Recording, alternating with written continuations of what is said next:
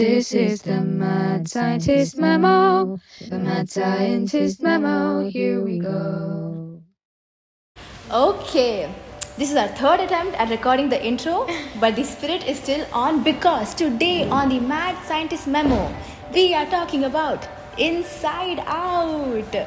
It brings back so many memories. I So think it was back many in what? High school? Middle school? Yeah. 2015? 2015, Pixar came up with the biggest blockbuster, at least to me, emotionally.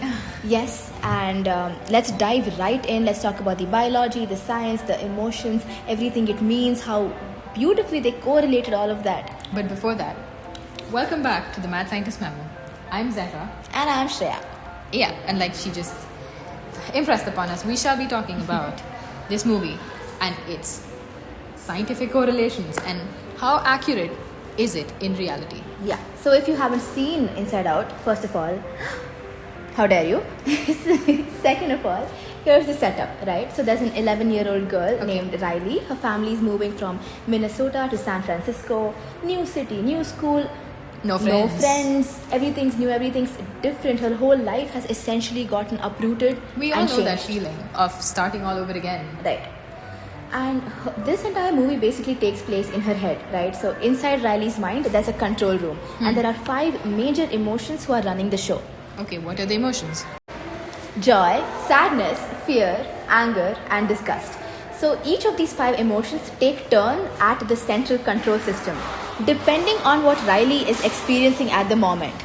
Okay? Yeah. So there's also a memory archive, which is where her memories are stored as little glowing orbs. They're color coded. Yeah, they're color coded by which emotion was predominant when that memory was formed. And there are also these things called islands of personality, which are basically structures built from her core memories, and they just stand to represent who she is.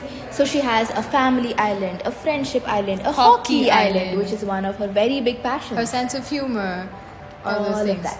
So in the movie, we see that Joy, who is a little animated character inside the head, is the leader, right? She's optimistic, she's bright, she absolutely loves Riley. Her entire mission is to keep things positive, keep things going. What about sadness? Sadness is kind of the outsider. Nobody really wants him around. They think that sadness being there and taking control is going to be detrimental for Riley. And Joy especially keeps trying to push sadness away from the controls, right? She does. So the central conflict of the entire movie is that Riley's world is falling apart. Like I said, so much change, so much uprooting is going around, and she's just trying to get everything together, right? Riley starts going emotionally flat. She starts withdrawing from her surroundings. She starts losing interest in her hobbies. She even considers running away at some point. Okay. What ultimately saves her is not Joy forcing upon positivity, but it's letting sadness do her job. Which is very metaphorical. Very metaphorical. The resolution of the movie is actually just a scene where Riley starts breaking down and crying in front of her parents and telling them how much she's going through. And for the first time, they hold her and they comfort her. And for the first time in the movie, she starts to feel better. So it's a very simple story. Yes. It's just trying to force yourself to be okay makes things worse. Actually feeling what is difficult and, accepting emotions and feelings for what they truly are is genuinely what helps you deal with them. Yeah. Here's what makes it very interesting. So Pixar hired 2 of the world's leading emotion scientists to consult on this film. Whoa. Yeah, and when you start looking at what they actually put in there, even the smallest of the details, it lines up with real neuroscience in crazy, surprising way. Okay, so let's go through it then. Let's go through it. So let's first dive into the science of emotions because it's way more complicated than one might think. Tell us about it. Right. There are a lot of contesting ideas on what an emotion could be, how it comes about. How it's perceived in our brain. And what compromises an emotion.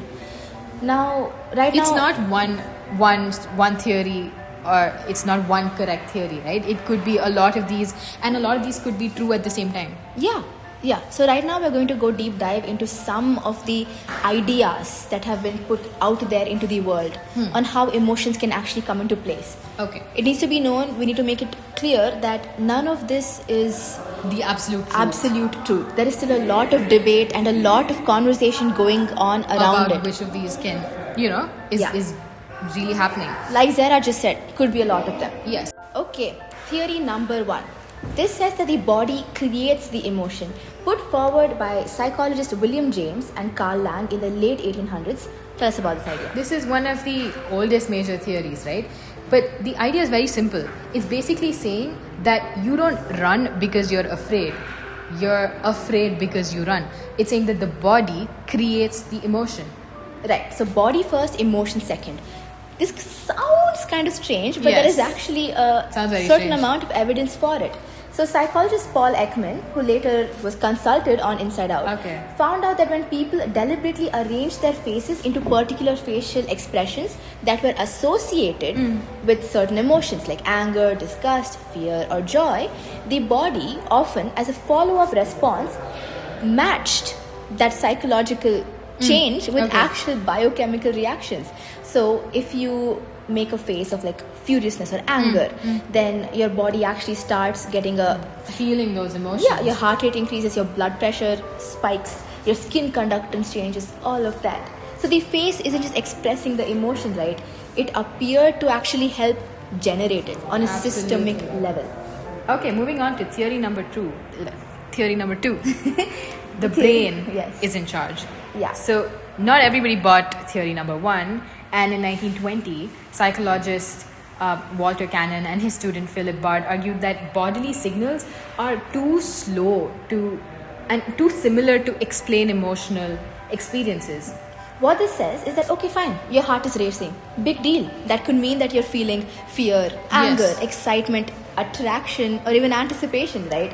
So, if all of your bodily responses are looking the same or causing similar biochemical, similar physiological, and Yes. systemic changes, then how does the brain even know what you're actually feeling? Yeah, so he's basically saying, they're basically proposing that the brain creates the emotional experience and the body responds simultaneously. Yes. So, the brain generates the feeling of fear Okay. while also being triggered by the same physiological response. Okay, That's what okay. you're saying, right? Yeah, so your brain isn't just merely reading emotions from the body, it's actively generating them. Yeah, they even performed some experiments in cats where they sort of broke these connections down between the brain and the body. And what they found out was that this, the result of the experiment suggested that the emotional reactions could and can persist despite disrupting some of the cat's feedback pathways. Okay. Yeah, so their conclusion was that the brain isn't just reading emotions, it's actively generating them Okay. itself. Theory number 3 says that emotion is a combination of arousal and interpretation. And this came out of psychology, one of psychology's most favorite experiments. Tell us about it. So in 1962, we had Stanley Shanster and Jerome Singer who injected a bunch of participants with adrenaline. Okay. Now some of them were told exactly what the drug adrenaline would do. That their heart rate would be raised. They would be trembling. They could maybe get a Yeah, feeling yeah. of like arousal, all of that. And the other set were given no explanation. Okay. All of the participants were then placed with either a cheerful actor who was behaving euphorically or with an actor who was behaving very erratically and angry. Okay. Tell us about the results because they were fascinating. They basically they found that emotion is psychological arousal plus cognitive label, because a pounding heart isn't just a signal, and whether it becomes fear, excitement, what it becomes, what it is interpreted by the brain as, depends on the story the brain attaches to it. Yes, so let's backtrack a little bit, right? Okay. So the people in the particular experiment, the people who didn't know why their bodies felt these certain these feelings. effects of adrenaline. Yeah, they often adopted the mood of the actor who was with them, right? And the same physiological state became happiness in one room and anger in the other, depending on what the actor was told to do. But But participants who knew what adrenaline did and what was causing their symptoms were much less affected. by what Which- the actor was doing. Yes. So essentially, it depends on the story that your brain tells yourself. Yes. Okay, moving on to theory number 4.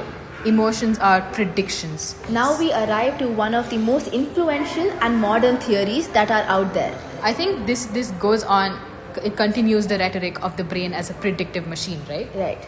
So, psychologist and neuroscientist Lisa Feldman Barrett, in her 2017 book of How Emotions Are Made, argues that emotions are not fixed programs that are hidden inside the brain. Instead, the brain is a fundamental predictive model. So right? basically, instead of waiting for some event to happen, your brain kind of anticipates what's coming and what your body might need for it. The brain being a predictive model is actually very, very, very interesting, first of all. But we've also intensively spoken about it in one of our episodes, which is about neuroplasticity.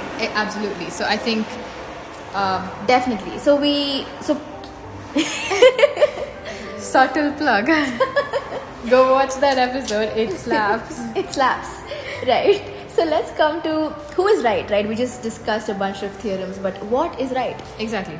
Very interestingly, kind of nobody, but also everybody. Yeah. So we could be right. All of them could be right at the same time, and Yeah. they could all be coexisting. Yeah. Mechanisms of how your Parts of this could emotion coexist, parts of works. this could contribute. Absolutely. There is so much here that we still have not understood, and so much here yet to But learn at the about. same time, all of these are very solid Yeah. theories that explain how Yeah. emotions work. Yeah.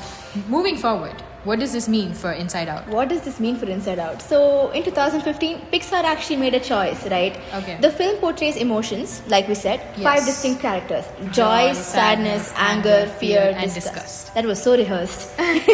But they're sitting in a control room and they're all taking turns at the console. Yes. So, this version of storyline actually aligns very Yeah. strongly with Paul Ekman's work on basic emotions, Yeah. right?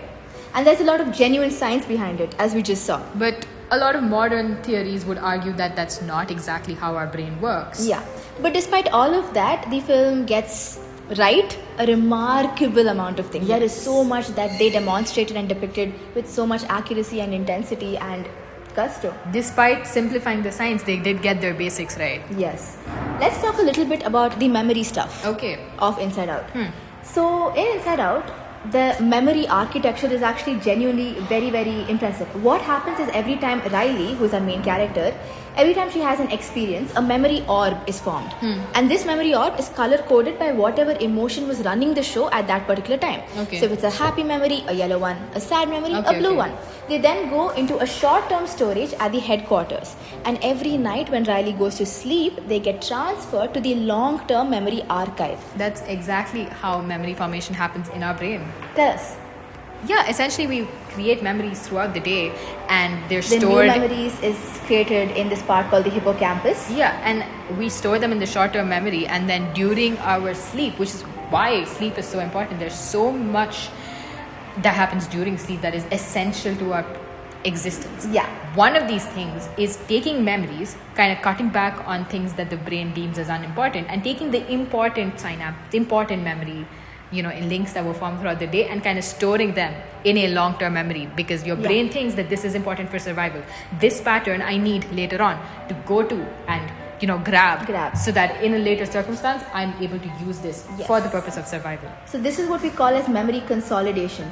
Researchers at Stanford have actually imaged this process, Okay. like watching the memories physically migrate out of the hippocampus while the Wow. brain is in slow wave sleep. I know, and they depict it very, very, very sweetly Beautiful. in Inside Out.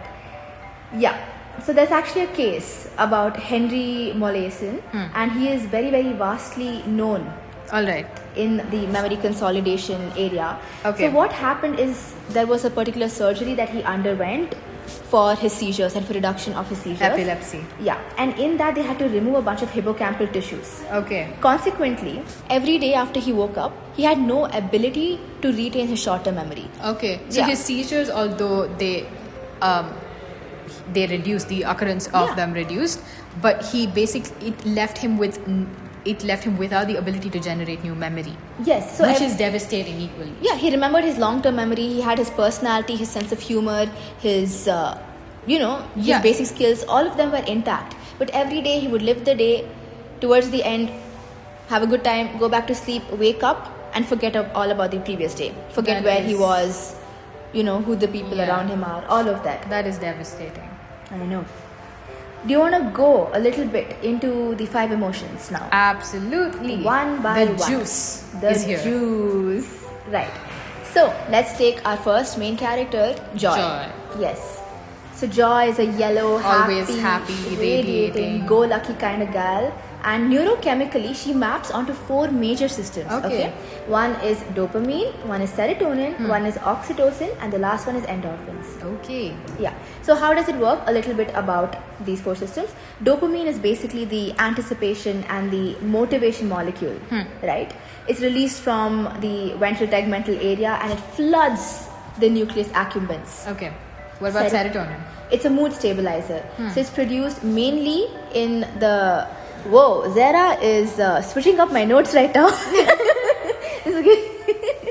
I don't know what's going on. Apologies, I will. Is the mood stabilizer produced mainly in the brainstem's raphe nuclei and it's projecting widely through the brain. Right? Okay. Tell us a little bit about oxytocin because I have no idea where you moved that paragraph. It's released from the hypothalamus and pituitary. Right. And we know that it's a social bonding hormone. We've actually talked a little bit about this in the gut microbiome video. Plug again. Now we come to endorphins. Social interaction, all of that Yes. cool stuff. Now let's come to endorphins. Usually released during physical exertion, laughter, pain. It's basically binding to the same opioid receptors as morphine. Wow. Yes. Yes. So there's a very interesting finding about dopamine. And this changes a lot of what we understand about joy and the perception of joy. Okay. So Kent Berridge at the University of Michigan ran a series of experiments that showed that dopamine is not actually the pleasure molecule. Oh. Instead, Have we been lied to all our lives? yes, we have. Instead, dopamine is the wanting molecule. Oh. It gives us the motivation to go and get something and not really the enjoyment of actually having it. Wow. So he proved this by depleting the dopamine in rats. Okay. Right? He used some sort of neurotoxic lesions Okay. and essentially just drained the entire dopamine system almost completely. Now the rats stopped moving, they stopped eating, they stopped all of their daily activities that would bring them joy. Okay. But when the rats were force fed with food, when they were given all this positive stimulus and their neurochemical levels were tracked, it was found out that the same reactions were elicited as if they were actually happy and joyous. Wow. So it wasn't the thing that dopamine So played they a were role in. It was the wanting for it. They still had the ability to feel happiness and to feel joy. They just stopped having the feeling of wanting to go find it. The entire want, the entire search. That is the part that was gone. Right? Okay. Yeah. Should we move on to the next emotion? We should. Let's talk about sadness. Sadness. Now, sadness in the headquarters was a character that nobody wanted around, right? Go figure. Why? Nobody wants to be sad. Nobody wants to be sad, but actually, as it turns out, she is the functionally most important character. Okay. And also by the movie. So here's what biology says. Oh my god, did you know that emotional tears are actually biochemically distinct from basal tears? No. What? Yeah. So basal tears are just the tears that stay in the rim of your eyes. They are the ones that keep it lubricated. Okay. Reflex tears when you yawn, when you chop onions, Okay. all of that. Okay. Emotional tears have pretty much the exact same composition, but along with that, they have elevated concentrations of prolactin, potassium, manganese, adenocorticotropic hormones, leucine, enkephalin. So all they're basically composed itself differently. differently. They have natural painkillers to them. Wow. They have neurotransmitters. They have all They're of built this. different. They are built diff. So when you cry emotionally, you are literally shedding stress chemistry out of your nervous system. Beautiful. Yeah, which is why after you have a good cry, your You actually feel cortisol comes better. down. Yeah. You feel better. All of that happens. Absolutely. Yeah, because neurochemically, the balance in your body has shifted. Okay, but what is the evolutionary function of sadness? Evolutionarily, sadness was used as social signaling, right? So when other people observe someone crying, their mirror neurons get active. Mirror neurons get I activated. love how this keeps showing up everywhere. Everywhere, every single episode, a mirror neurons mention must be made. I think it is a fundamental to mad scientist memo content. It definitely is. But basically, what the mirror neurons do is they are going to fire the similar empathetic circuit in your brain, so you're able to relate to the opposite person more. This Okay. creates a sense of empathy, of social bonding, all of that good stuff. Okay, So but- sadness is basically going to broadcast that feeling of I need support in a way that is understood across all cultures, all populations, in really a way that brings you socially much more together. Absolutely. So it's again comes down to the purpose of survival. Yeah. It really Okay. is. Okay. Yes. So sadness is integral. Sadness is very, very integral. Let's move on to the next emotion. Fear. Fear. So, Why is fear the best understood emotion? It's it really is. It stands out. It's different. I think it's because it's sort of what's been keeping organisms alive for like hundreds of millions of years. Okay. You know? Yeah. Fear drives us, man. Fear genuinely In a way, drives yes. us. Yeah. So the central structure responsible for fear is the amygdala. Okay. My dad called. Fear. Okay, fine. So here's the thing about the amygdala that Joseph Ledoux at NYU spent years figuring out, right? Yeah. It has two routes for receiving threat information.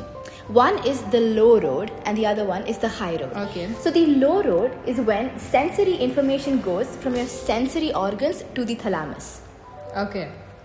Which The brain's thalamus? relay station, Yeah, and the from there thala- directly it goes to the amygdala. Yes.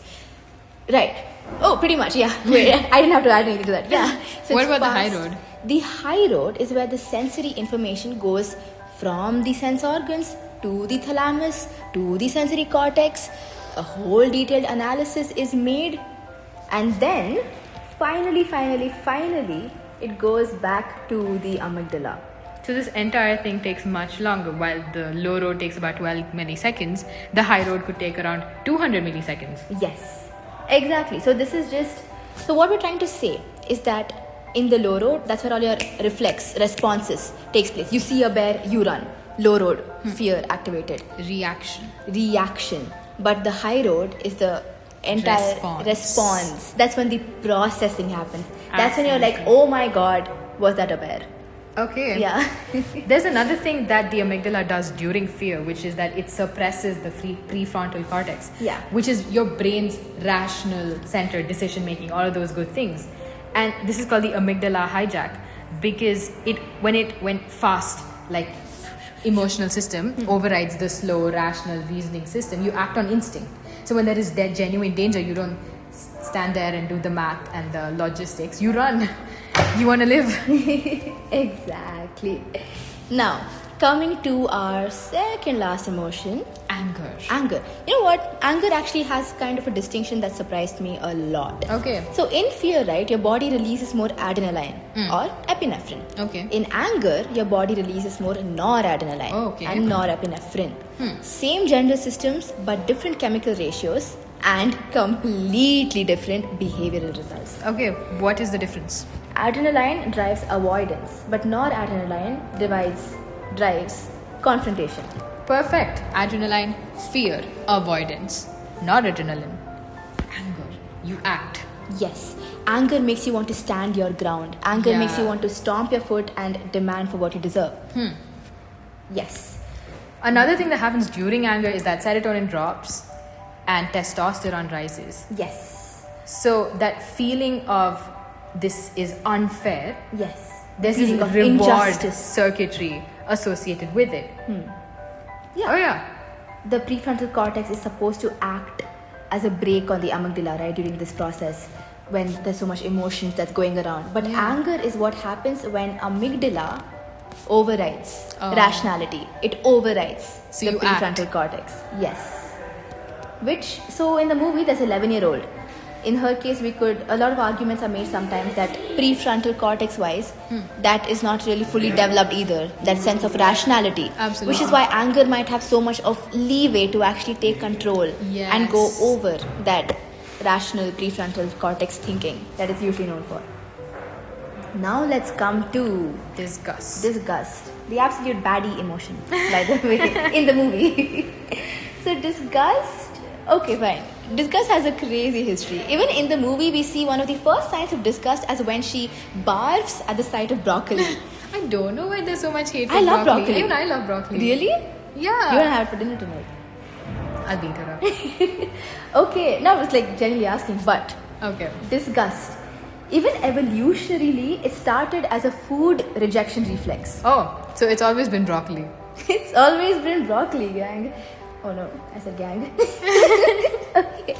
But the face, the wrinkled nose, the The protruding scrunched up. tongue, squinted eyes, all of that evolved to minimize inhalation of pathogens and to expel things from the mouth. Oh, Ancient biological needs and requirements for survival. quite genuinely to keep the bad stuff away. Keep the bad stuff away. This characteristic face also appears a lot in infantile and childhood before any cultural learning could even For explain disgust. it, right?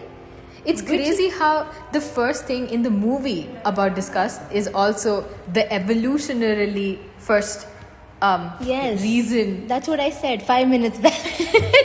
Broccoli came first. But yeah, go on, Queen. Loading. Loading. Sorry, go on. Yeah, disgust expanded in a remarkable way, right? At some point in our evolutionary history, the same neural system that protected us from contaminated food and pathogens started giving us social signals and social cues. Okay. You see somebody who, according to you, is maybe violating some social norm or something, and Yeah, you maybe you- don't want to associate with them anymore. You feel like they don't fit in that part of community, all of that. That is a social target. Yeah. Right? But you respond the same way. You like the respond the biology same of how way. you respond to a socially labeled disgusting thing Yeah. to something physically disgusting like a pathogen is essentially the same. Exactly. Even the brain regions are the same, is it? Yeah. Tell us a little bit more about that. So the anterior insula is it's basically the taste processing areas. So that sits adjacent to the gustatory cortex. So this placement is not coincidental. Disgust, like you said, began in the gut. So even the pathways that light up for both of these physical versus social disgust is the same. So it evolved into how we process social situations. Yeah, so in the film, we end up catching both signals, the broccoli situation and also the social situation, right? Yeah. Where she's having all of this feelings of rejection Yes. and isolation and how that's taking a toll on her. All of this, they share a same neurological substrate, right? Absolutely. Absolutely. So now that we've gone through all the emotions, let's go back to the movie. What is actually happening to Riley? Yeah. So we see, like we said, Riley stops experiencing want, that whole scenario about joy and the dopamine circuit. There is something going off over there, right? This could be because of the chronic amount of stress she's been put into, the social disruption, all of that. Maybe her dopamine receptors, pathways are getting, Yeah. disturbed. There's some turbulence going on over there. This situation is actually called anhedonia. Anhedonia, right? Yes. Yes. So it is the core symptom of depression actually, and clinically it's kind of the hardest to treat. Okay. Because antidepressants, they target serotonin usually. Yes, they do. This- Selective serotonin reuptake, inhibitor, Yes. pharmac. Pharmacology at its peak. Okay. So serotonin, of course, the way it works is going to be a whole different pathway. But anhedonia is a dopamine problem. Okay. It's a whole different system, right? So that's Which why a is lot why- of people who are on medications for depression don't actually their mood Yeah, like, they stop feeling depressed, but they still never don't get have the want. or that intrinsic feeling to go out and chase happiness. So this is actually a very active frontier in psychiatry right now, and is it? it's studied upon a lot nowadays. They're trying to find good, pharmaceutical aids to target the dopamine pathway and get to the root of anhedonia. Makes sense. Yeah. Absolutely. If we target it correctly, obviously the treatment would naturally be more effective. Yeah, and in the movie as well, Joy's strategy, which was constantly suppress the sadness, never feel the pain, force the positivity, was making the body so much worse, right? Yeah. Basically, no amount of suppressing the negative emotions could actually get someone to feel joy, right? It was basically counterproductive. It was counterproductive. The brain is continuously reading all of the body's internal state. So the if- more stress you put yourself in, your brain will clock that in. It will. Yeah. Any sadness you have they're trying to push down is still going to be read as an underlying. Stressor. Exactly. Which is what the film eventually gets to. Like I said, the climax was letting Riley cry it out, let her feel sadness. With those tears that naturally remove your pain. Yes. Yeah. Now let's come to one of the most emotional scenes of the entire movie, which is Bing Bong. Okay, tell us about it. So who is Bing Bong? Bing Bong is a imaginary friend that Riley created when she was a little girl. She was part elephant, part cat, part cotton candy. We've all had that imaginary friend. Yes, all the good stuff. So Bing Bong was sitting in her memory archives, right? And he was like almost kind of forgotten. And in the movie, he helps Joy navigate through the entire brain car Even Riley architecture. didn't remember Bing Bong. Yeah, Did she? yeah, not particularly. But she was there. He was there somewhere. He was there somewhere. And in the movie, what happens is he sacrifices himself in the pit of forgetting so that Joy can like physically escape from there. Okay. Yeah, and it's a very, very sad, very, very, very emotional Emotional. moment for it. And there is actually a name for this? it, which is called infantile amnesia. Okay. So it's a Okay. physiological process. It's not just something that happened by coincidence. Not really. The physiological process behind why do we not have many memories from the ages of like 1 to 3? Why? Infantile amnesia. Do we actually lose out on those neurons? So, technically, okay, hear me out. Okay. Ages 1 to 3, you were a person, you had a whole complete life. Essentially, you had all of these memories, things happened to you, right?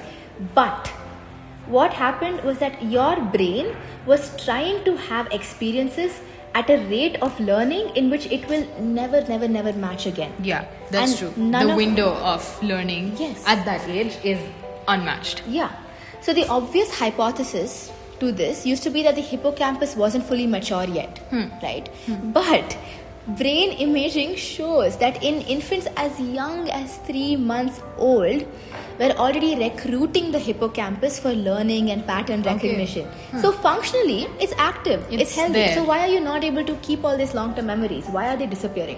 Why? So in 2014, there was a team led by Catherine Akers and Paul Frankland, and they published a paper in the Journal of Science. Science, not the abstract Idea idea of of science. science. The magazine Science.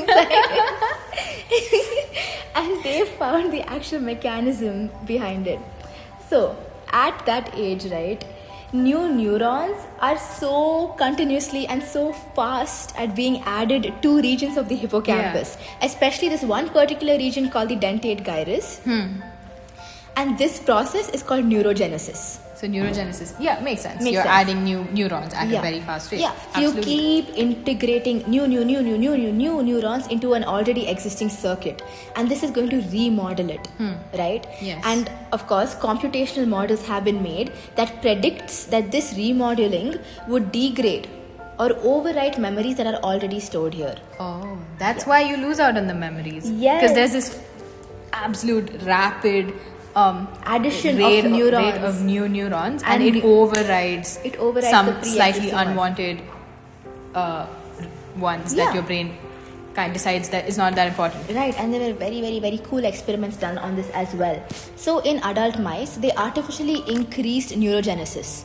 Okay, in adult mice, that is after the adults had already learnt some things. They're adults. They're past that 0 to 3 stage essentially. Yes, but the mice forgot what they'd learned. Oh, even though regardless it was of- not in the time. Yeah, regardless of age. They then artificially decreased neurogenesis in infant mice after memory formation. And what they found that the memories did not get lost, they were held on to. They also ran this experiment in a bunch of other animals, okay? In especially pigs and dagus. And these are species where most of the hippocampal neurogenesis happens in the mother's womb.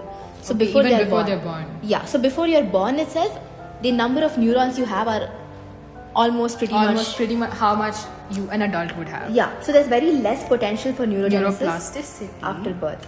Yeah. So those infant animals, right, the pigs and the dagus, they showed almost no infantile amnesia. Because there was this remodeling was not happening Remodeling essentially. was not happening. And when the researchers artificially induced neurogenesis, guess what appeared? Amnesia. Infantile amnesia. Crazy. Cross-directional, cross-species, bi-directional studies have been made for I think this is so elaborate. It is so And elaborate. it's also beyond. I think it's something to wonder at that they were able to capture that in such a intricate character of yeah. And of course, in the movie, Riley was shown to be a 11-year-old girl, and we see Bing Bong sacrificing himself and being forgotten. But what we're trying to impress upon you is the concept of forgetting your childhood memories and all is of very that much is very much common. how and your brain develops. physiologically needed, actually. All right, that was Yes. jam-packed, Yeah. content heavy last few minutes. Yeah. Few minutes depends on Yeah. how long it's been. But oh my god, you know that towards the end of the movie, we see her coming to herself, getting to understand her emotions, each of them. Accepting them for what they are. You know, there's a concept called granulation of emotions. Okay. And this speaks about how people who have better terminology and separations for the different, unique, and complex emotions are much better at regulating them and understanding them. So, if both of us are going through a period of distress, and you describe it as you're feeling sad, but I describe it as I'm feeling anguish, some very poetic Shakespearean level thing. So you have a better label to it. I have a better distinguishing factor of the sub category of what that kind of pain and sadness actually is. That means I have a better hold on it, and biochemically, physiologically, I have a better response mechanism to it. Wow. Yeah. So I think it comes down to accepting and acknowledging that emotions are very real things, and yeah, that's how we function. That is how we function, and that's how the movie came to a very, very good natural ending. There was acknowledgement, there was realization of every emotion having distinct roles, which is And much needed. non-suppressing. That suppressing some emotions does not naturally mean that they go away, but Yeah. accepting them teaches you how to deal with it. Yes. I think that brings this episode to a beautiful closure. Beautiful closure. I will deal with the sadness I feel about ending this episode.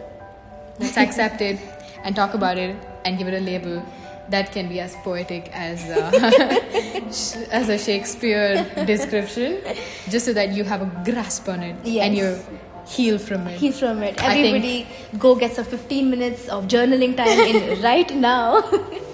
But thank you so much for listening. See you in the next one. Bye. Bye bye.